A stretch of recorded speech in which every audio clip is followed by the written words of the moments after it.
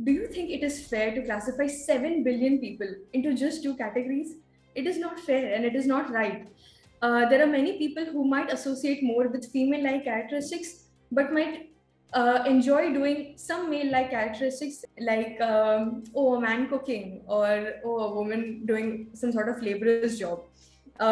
Immediately they are shunned right away, or even if it is done in a playful way, it shouldn't be done like that, because ultimately that playfulness or that teasing is ingrained in the person's mind ki every time I try to do this thing, people will say something or people will try to make fun of me for it.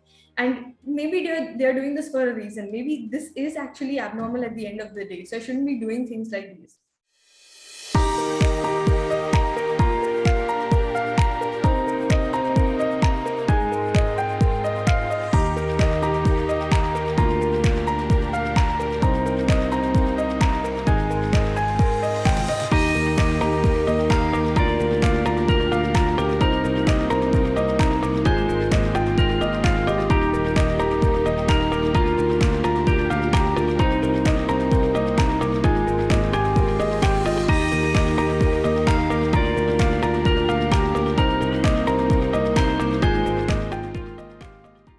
Learning about gender is very important. That is because when you take humans in general, you will not categorize them just on the basis of two things.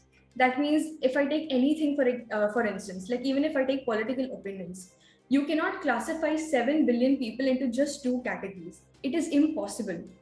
We have our own opinions. Even if you take like left, right terminologies in politics, there are people who say, I'm not very much towards the right, I'm somewhere in the center, but right leaning. I associate with left, but sometimes I understand what the right tries to say. Similarly, when we're talking about gender, do you think it is fair to classify 7 billion people into just two categories? It is not fair and it is not right.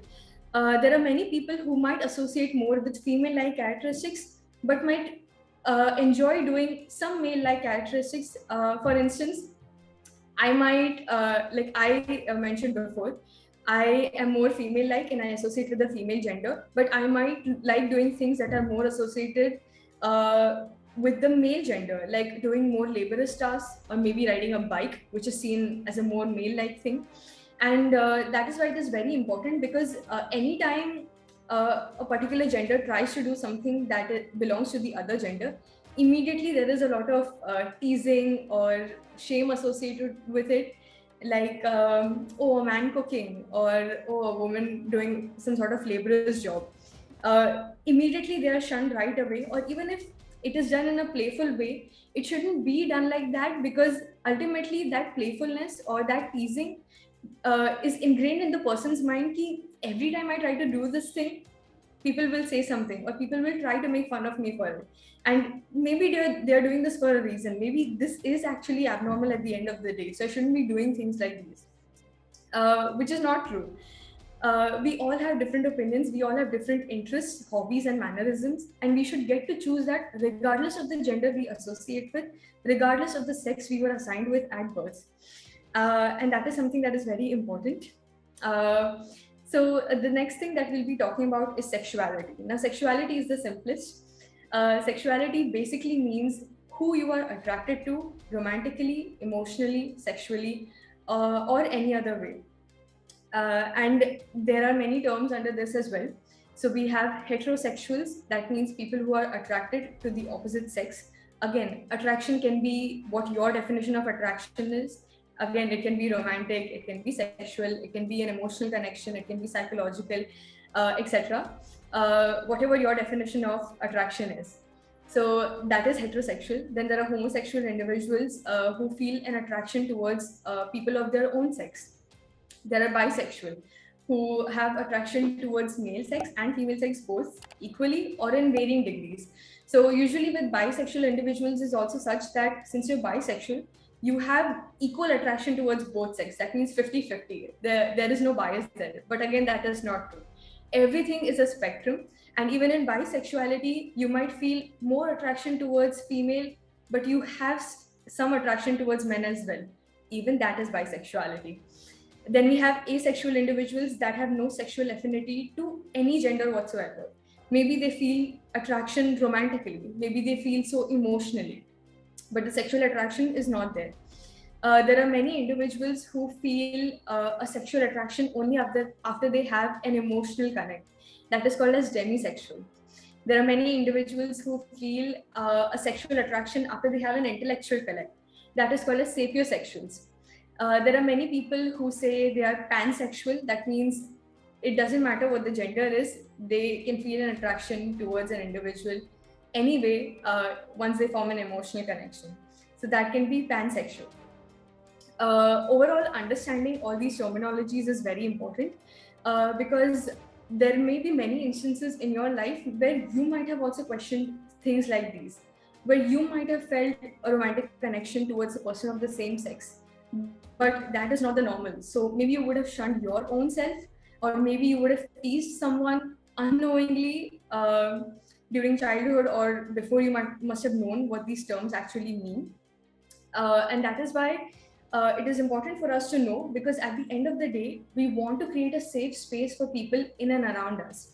Like I mentioned before, people usually associate these terms as something that only LGBTQ plus people use or only sticks to them. It is not for normal people or not for heterosexual people who stick to heteronormative terms are, which is not true. Like I mentioned here, I'm included myself as an example because I stick to normal heteronormative terms. But despite that, it is important for me to understand what gender, sex, and sexuality is because I want to create a safe space for people in and around me. I want to make sure that my friends or my family members who feel that they might not associate with a particular norm might feel safe around me and might open up in and around me. So that is one thing. Coming to the most important part of the session, how all these terms are related to child sexual abuse. Uh, the first thing that you need to understand is when you teach a child about sex. By sex, I don't mean the sex that we discussed earlier. I mean the act of sex. It can be very overwhelming for the child. It can be very triggering for the child also because the child is so young. They barely know anything. And if you were to introduce these things, it can be very overbearing for the child. So we start by introducing the term sex. And while we do so, we must also introduce the term private parts. Private parts, when introduced to the child, they should be introduced in a way that you introduce normal body parts. So, like you talk about your arms, you talk about your face. Similarly, the child should also be introduced to private parts. Like this is your penis, and you have a penis because you're a man or a male. And this is a vagina or a vulva, and you have so because that is why you are a female. And when you introduce these private parts, you are doing two things. One, you are removing the stigma or the taboo around these private parts. The child will not feel any shame or guilt. And even into adolescence or adulthood, when the child actually understands what these are, he will not feel, or he or she will not feel any sort of stigma or shame around it. And they will feel more comfortable in their body and will be able to express them much better. Second thing, and the most important thing is when you introduce private parts, you also introduce how these private parts should be treated. Like I said, introduction of private parts should be very normal. It should be like any other body part. But when you talk about private parts, you should also talk about why they are special and why they should be treated a little bit more differently. These parts of our body are very beautiful and they should be treated like such. They should not be touched by other people. They should be covered all the time. And there is a reason for it. Because they are children, they don't understand what sexual abuse or rape is. They should be taught that they are very special private parts and they should be covered all the time. They should not be touched by other individuals. And by doing so, they are protecting themselves and they're protecting people around them. There are many children who might playfully flash their private parts. They should be taught that that is not okay. It is not fair or it is not right for other people to see your private parts. And it is something that should be held onto you only. That is one thing. And secondly, the thing is when you teach your children about private parts, inherently you are creating a very safe environment for them. If they know that they have learned about these things from you, they will feel very open and honest to come and speak to you in case something happens. Like if sexual abuse does happen to this child, they'll feel comfortable to come and speak to you because you have openly spoken to them about this in the first place. Secondly, when communicating things like these, in cases of sexual abuse, if they know what has happened to them, they might, like I mentioned before, they might not understand what sexual abuse is, but the least they can do is they can come to the parent or the guardian. मतलब अगर बच्चे के साथ ऐसा कुछ होता है जहाँ पे कोई उनका निजी अंग छूता है, तो ऐसी सिचुएशन में क्या हो सकता है कि वो आपके पास आकर बोल सकता है कि मेरे साथ किसी ने अनसेफ टच किया, या फिर मेरे साथ किसी ने ऐसी जगह पे छूने की कोशिश की जहाँ पे मुझे अच्छा नहीं लगा, या जहाँ पे आपने बताया कि यहाँ पर किसी को नहीं छूना चाहिए। अगर ऐसा कुछ होता है तो भले वो ना समझा पाए कि उनके साथ क्या क्या हुआ था, वो कम से कम आपको आकर ये तो बोल सकते हैं कि मेरे साथ किसी ने ऐसा सलूक किया या बर्ताव किया। और फिर उसके बाद अगर आपको ये पता चला तो आप उनकी मदद कर सकते हैं, आप पता लगा सकते हैं कि उनके साथ और क्या क्या हुआ था और उनको बचा सकते हैं। इसका ये मतलब ये हुआ कि इन जनरल जब भी चाइल्ड सेक्सुअल अब्यूज हुआ, आप प्रिवेंटिव स्टेप्स ले सकते हैं उनको बताकर कि वो कैसे खुद की प्रोटेक्शन कर सकते हैं, कैसे खुद की रक्षा कर सकते हैं। और फिर अगर उनके साथ ऐसा कुछ हुआ भी तो वो, क्योंकि ये बात जानते हैं कि ये बात गलत है, वो आपको तुरंत आकर बता देंगे और ये ज़्यादा टाइम तक चलेगा नहीं। एंड वैसे वो खुद को बचा सकते हो और आप भी अपने आसपास के बच्चों को बचा सकते हो। So that is a link between all of this. I hope the session was informative to all of you, and I hope you could learn something. Thank you so much. Thank you so much, Mr. Rahul Singla and Ms. Rudrani Shetty. This is a topic which is very taboo. Most of us probably haven't even heard that it is normal. Being born intersex is normal. And there could be many individuals who are suffering because of it, not just the children, but also the parents and the relatives and the family altogether. There is one question: what do you advise parents when they realize the child who's born is a intersex child? My first advice would be to not conform the child or have any sort of sex-changing surgery in the infancy right on, because apart from the psychological issues that the child might face during adolescence, the physical aspects are also not very conducive to the child's normal growth. And it's not very ideal. So number one, do not have any sex-changing surgeries for the child during infancy.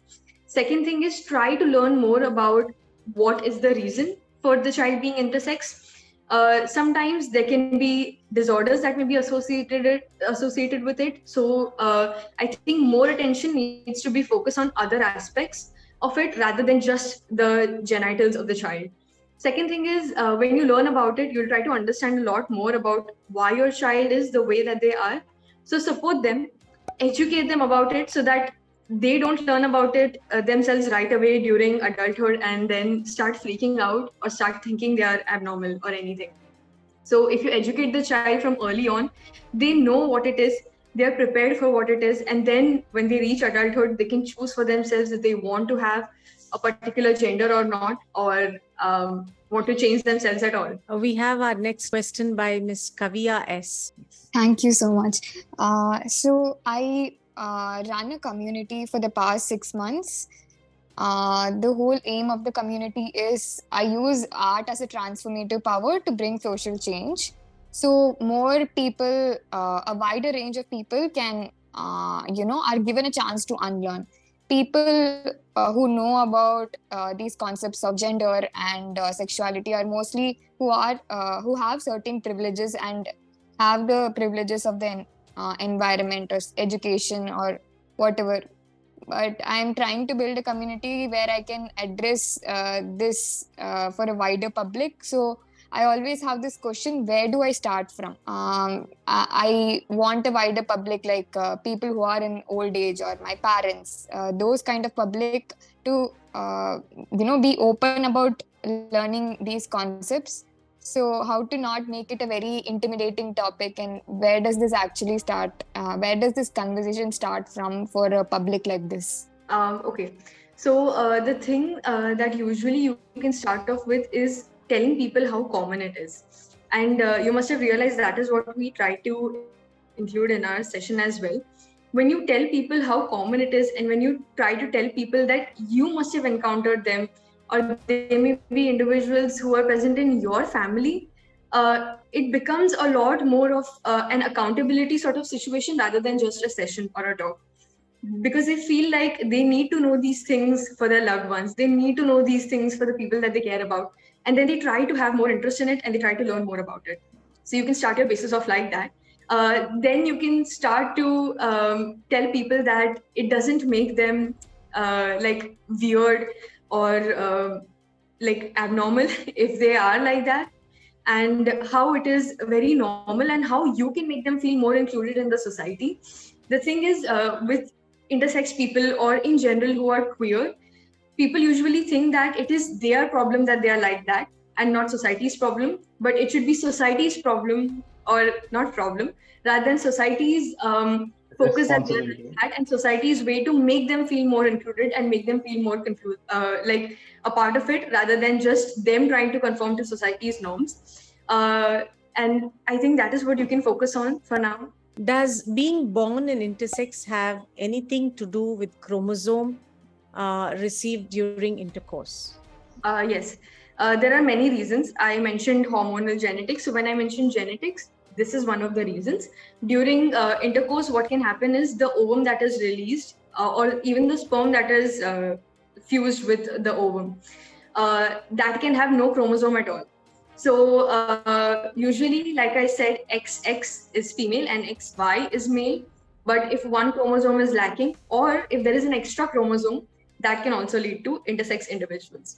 That is just one of the reasons. There are many, many, many different reasons. So that is why when an intersex baby is born, after the waiting period, we usually try to see, are there any other things that the baby is facing, like any heart conditions or any bone problems or anything that can help us decipher what the reason could be, which is very important in these cases. Okay, our next question is from Mr. Parminder. Can intersex child get to decide their gender? Yes, definitely they can. But it is usually not that simple. And this is the same talk that goes around transgender people also. Yes, they can decide the sex if they haven't already had a sex changing surgery. Even if they have, they can. But sex changing surgery is very, very, very expensive. And it doesn't just conform to changing the sex, because sex changing surgery is only going to take care of your genitalia. Max it can do is also take care of your breast tissue. But other than that, you need to get on hormonal pills. That is, if you want to transition into a man, or if you want to have male-like characteristics, you might have to start on testosterone. Or if you want women-like characteristics, you need to start on estrogen, which is also a lifelong thing that you need to have.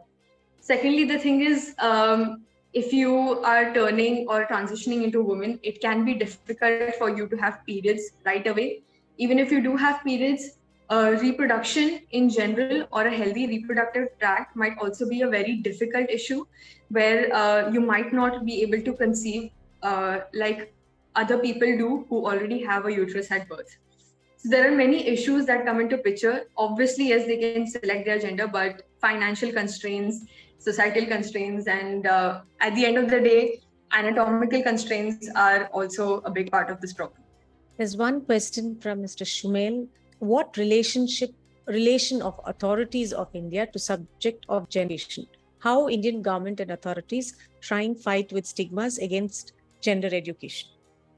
I think this starts with education, just like this webinar is. It is a sort of education in itself. I will tell you from my personal experience, the first time where I understood the differences between girls and boys during adolescence was in 10th standard in my science textbook, which is very late, because by that time, people usually have gone through puberty, girls already have their periods, and it's very late. And it is very stressing for the child because they've already gone through these things, and it is usually not very helpful at that time. And it's just theory, something that you just learn and move on from. My suggestion, or something that I would love, a change that I would love to see, is that if it is inculcated a little bit more early on, it would be very helpful for boys and girls to understand about what periods are, what changes happens during adolescence in general. There is a lot of insecurity about body hair that people have, especially girls. where they feel that it is not normal. They start developing pubic hair. Again, they feel like, what is happening? I didn't have these all these years. Why do I have hair around my private parts? So if these things are included early on in the education system, it is a lot more easier for the child to transition into the very rocky stage of adolescence, and it'll make it a little bit more healthy for them as well, if they know about it from the beginning. Okay, there's a question by Mr. Surmai Singh. I just wanted to ask that, can we talk about the fact that not all women can get periods, and also about trans people who bleed? Because we generally associate women with periods. Like whenever you see an ad, you always see a woman, right? So can we talk about that? Yes, definitely we should. There are many people, even in India, who are trans. Not all women have periods. There are trans men also that have periods. There are trans women that do not have periods. And there are trans men that can be pregnant. It's not just restricted to periods. And that is why there is this talk around where there should be like tampons or pads even in the men's washroom, because a lot of trans men get periods and they might need it. There are a lot of times, even stuff like that, where trans men or trans women are not considered that very seriously unless and until they have a sex-changing surgery, which is also a very negative fallacy that is around this topic. It should not be such because, like I mentioned before, it is a financially draining process to be able to go through something like that. Someone may be able to afford the pills, but even that is a lifelong process. So, yes, I understand where you're coming from. It should not just be restricted to women or girls when we talk about periods, and I totally agree with that.